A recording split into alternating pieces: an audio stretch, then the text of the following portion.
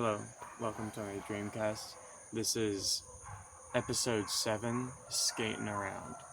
Um, this is a dream that I just woke up from, which is really nice because I haven't been remembering a lot of my dreams recently. So, this one, like being able to remember the majority of this dream is really a treat for me. And I'm really glad that I'm still remembering dreams. But anyways, so the dream starts out with me getting home in to my home in the dream. Not this home, because it wouldn't be a dream if there wasn't like some weird thing going on. So my dream home is this apartment complex, and it's real late, but it's still pretty sunny out. Um, and there's all types of it's like getting towards sunset, like when it starts to like dim down in the evening. Um,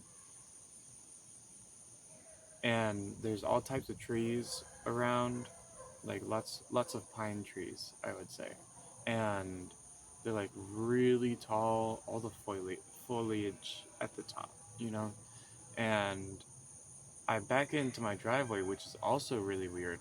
It's a two-car driveway, and then there's a curb right here, and then there's a line of bushes the entire driveway, and there's like four cars already parked in the driveway, and I just like stack it up like Tetris. And I back in, and I go into my house, and my dog is like barking at me. It's like, hello. And then I go upstairs because, yeah, my apartment, fancy pants. It has an upstairs. So I go upstairs and I'm talking to this rich guy on the phone, and I really felt like Patrick Bateman. Like, all of my mannerisms kind of switched to that American Psycho type character, and I'm I'm kind of embarrassed looking back. Like that was a really goofy part of my dream, but I was, talking to my rich friend on the phone, and I was talking to him. I was like, yeah, you don't even need to worry about my dog, because, he can understand me, so you don't even need to worry about me disciplining him. Because, because dogs can understand what you say, like in English, like they understand English. So, yeah, that's why in my dream I had never like disciplined my dog to not bark at me, and I had also trained my dog, or I never trained my dog to go to the potty either, because like he understands me, he gets me. Okay, guys. Anyways, after that there was an Amazon package dude, an Amazon delivery driver. There we go. Um, I was standing on my patio. No, my balcony. Yeah, I had a balcony too because I'm fancy pants. And um, I went out on my balcony and I was watching this guy like deliver a package to my house, and I noticed that my car's headlights are like, still on. I was like, damn. And they're like on the brights too. Like you could see the beam was clearly like way brighter than normal.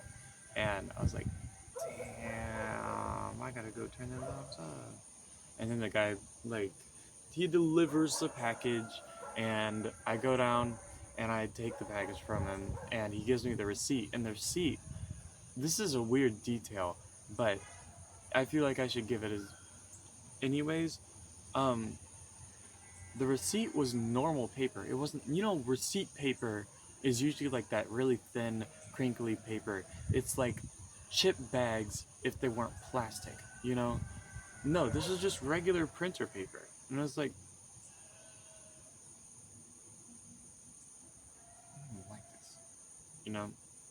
And then I went and uh, I turned off my car's headlights. Uh, Fun fact, my real life car actually does have a thing with the headlights where if you turn off the car and you turn off the car first and then you turn off the headlights too soon, then they'll go to the fog lights and then regular like bright lights, and you have to turn them on and then back off again. And it's really weird, but that might have been like what was happening in the dream. And um some guy like drove by and I was like, oh no, I hope I wasn't bothering him with my bright headlights. And he didn't like shoot my car or something, that was pretty nice. I appreciated that. um Turned off my headlights, and then it kind of shifts to a different point in the dream where I'm hanging out with my mom in this snowy area, and it's not like trees like that, like back over there. It's it's more just like trees every once in a while, like you would find in a park, you know. And there's snow all over the ground, and I'm wearing ice skates and like snow and dirt because I don't know why, but the dream kind of cuts to this part where I'm just standing there looking off into the like at the ground, kind of. I'm like,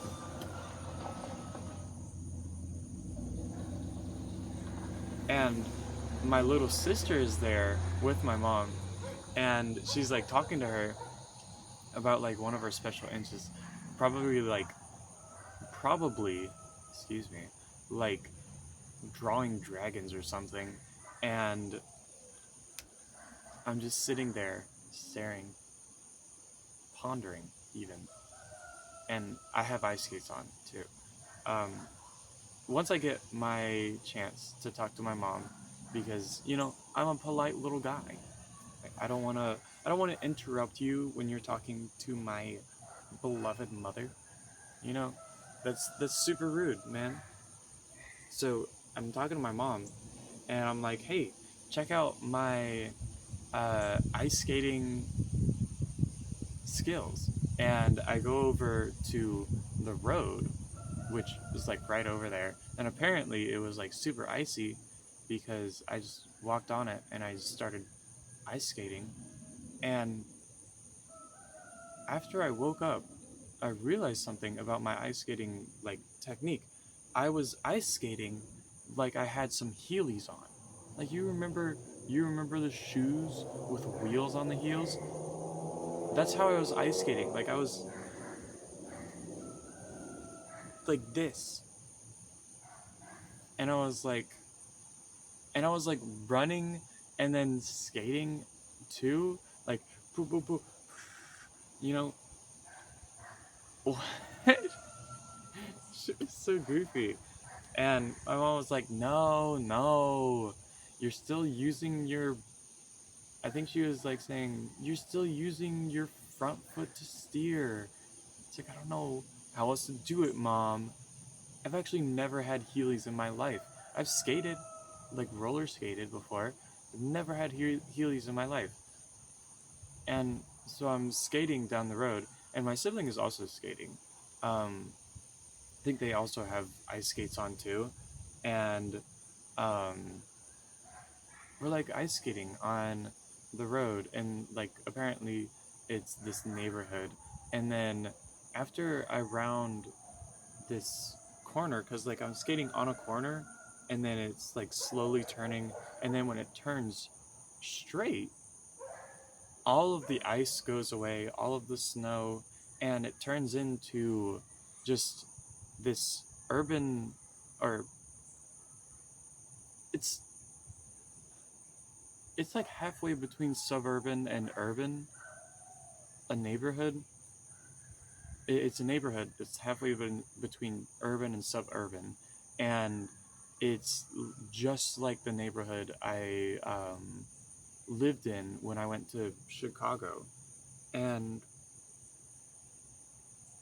it's like so weird. And there were like a bunch more people that joined us during that time, and some standouts that I can remember are two guys from my old culinary class. This one really big guy. He was like, he kind of intimidated me, not because he was like so big, but because like he he was a lot more socially socially socially adequate, I should say. I've never really been one of the popular kids, so popular dudes really freaked me out. And then the other guy, he was like, he was very short dude, and he I really liked him. He was really funny, and he used to mess with me a lot. Uh, when excuse me, when we had class together. And then the third guy that's a standout is professional melee player Axe. You know, the guy that won a major with Pikachu. I'm sure the the few people watching this right now don't even know what that means. But to put it into perspective, 26 people have won a major in Melee. Melee is a fighting game. Um, and this guy did it with Pikachu, which was the very first time that this character ever made or ever won a major. And this guy did it. And if you know who that guy is, Axe, that's cool. That's really cool. You can visualize the some upcoming parts in the dream. But they're just roller skating on the road, and it's my mom and my little sister as well. We're roller skating down this road, and we're just having a jolly old time. I'm, roller skating in my heely little way, and I'm like using my front foot to steer, which is it's so goofy, and it felt really weird, even in the dream. Like, everything feels weird in the dream, but compared to everything else in the dream, it felt especially weird, you know? And I get to the end of the road, and we're like waiting. We're just like this big group of people waiting to cross the road, waiting for the light to change. And if you look both ways, it's just this big open area, like real urban, and there's buildings over here and over here, and like the road is colorful too. Like the crosswalks aren't just white, they're like kind of orange and stuff. It's really cool. And there are these cars that are waiting to cross the road, and somehow our wait is enough to set the sensor off, and we get the green light, and I get the bright idea to like try and do ballerina stunts while I'm going across the road. So you just gotta imagine it. I'm roller skating, and I'm like doing the, it's it's so goofy. But we get across the road, and we get to this kind of like, it's like an open, it's really weird how this transition worked, because usually they just kind of like, and then it's like the new part of the dream. But this time is more like, it was a much more smooth transition. Instead of it just being like, oh, you're in this part of the dream now, it's like, we're gonna be in this part of the dream now very soon. You can get ready for it. We'll wait until you're ready. You know, and that's like one of the weirdest things that I've experienced in this dream specifically. But it's like this gymnasium area, and there's a big long red strip that we all lined up behind, and then like an open area to this side, and then like a volleyball net to our left side. Weird. And then another like smaller open area to the left side. And what we have to do is we have to run or roller skate as quickly as we can down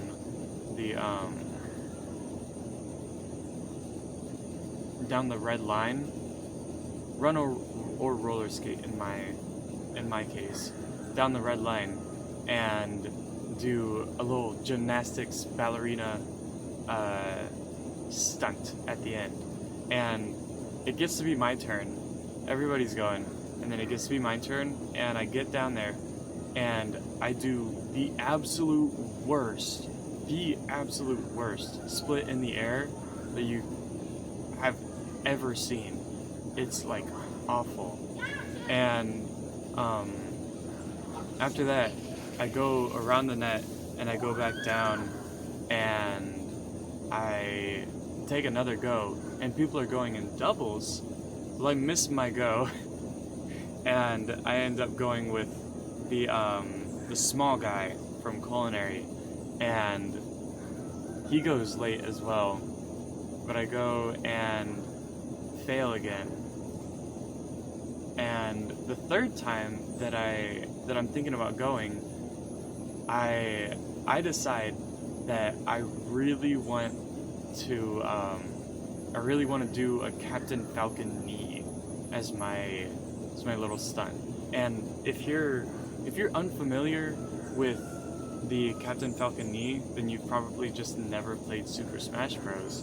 Because that is like, if you know the game at all, then you know Captain Falcon.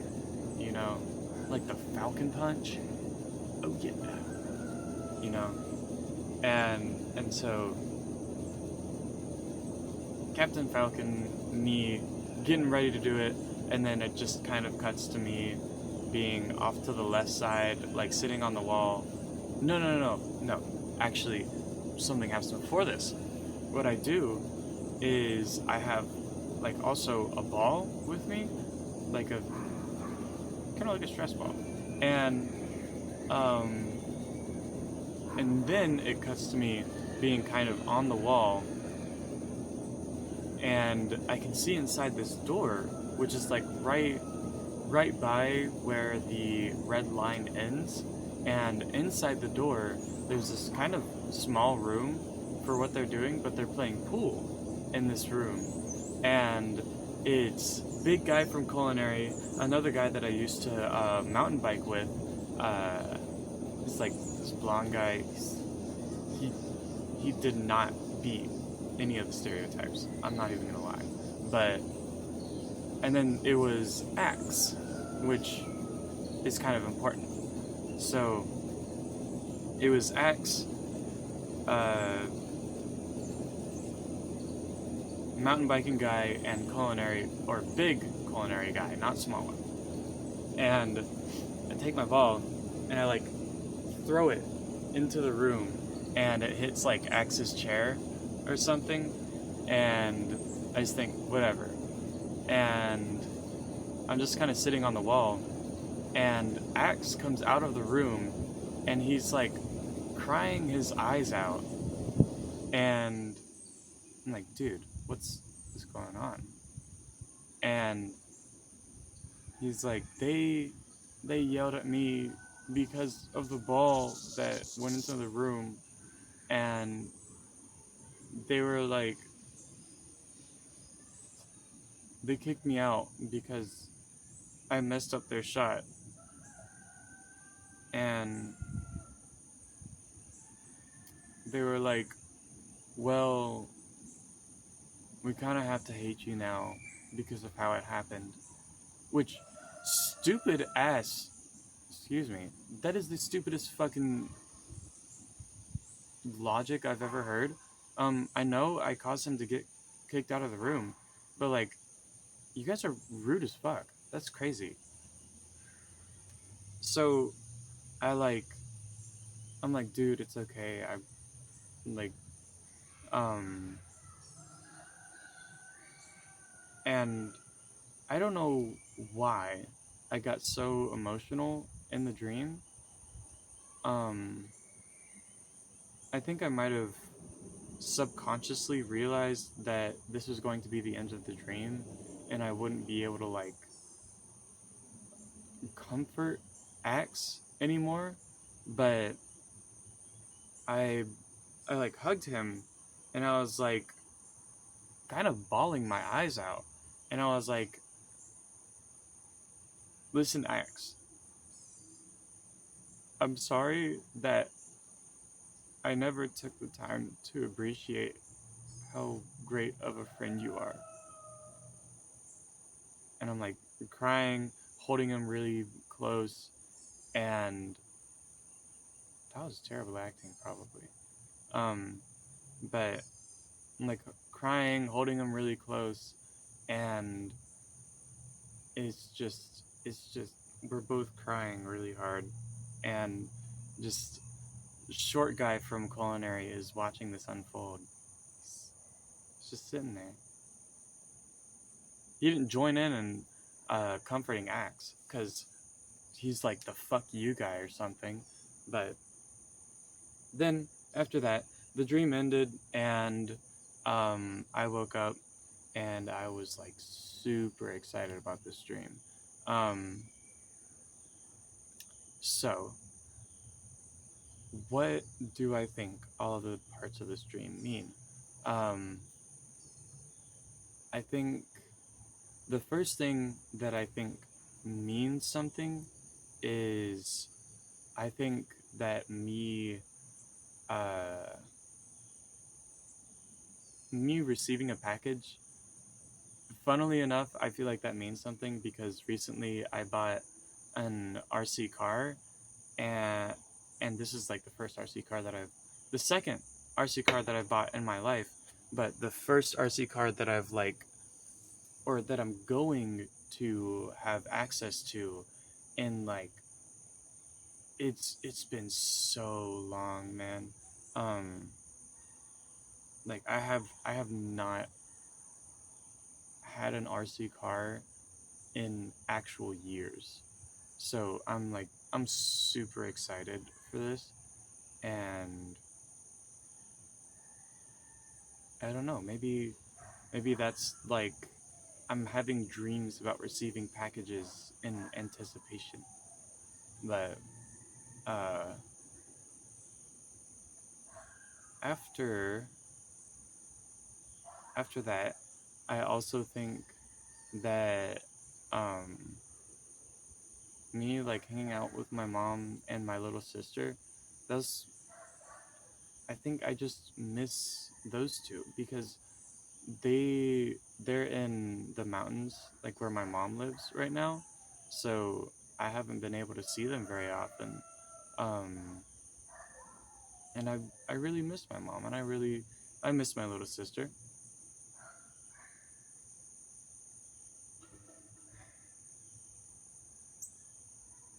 Um, I also think that people from my high school showing up in my dreams, or in that specific dream, I think that is just I had some stuff said about me at the end of my school year that kind of ruined my relationship with these people at the very end of the school year, and it was just it was completely awful. And I think I just miss having friends. I miss being friends with these people, and I wish that there was something that I could do to mend my relationship with those people. And maybe like me kind of putting it on a show in front of a short culinary guy was kind of like symbolic of I I want to show you that I'm a good person. I want to show you that I care about people. But I don't think that'll really happen anytime soon, because that's just the way it goes. Um, and the last thing that I think, um, I really love Super Smash Bros. Melee, and my favorite player is not actually.